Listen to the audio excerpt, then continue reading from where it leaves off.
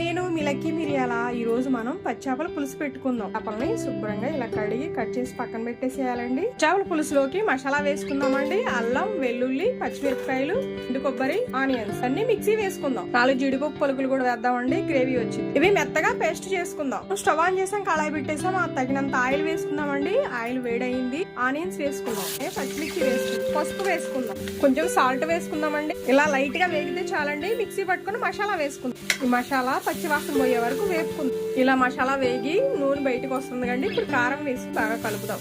ఇప్పుడు వచ్చేసి గరం మసాలా వేసుకుందామండి. నిమ్మకాయ సైజంత చింతపండు తీసుకొని ఇలా గుజ్జు తీసుకొని వేసుకోవాలండి.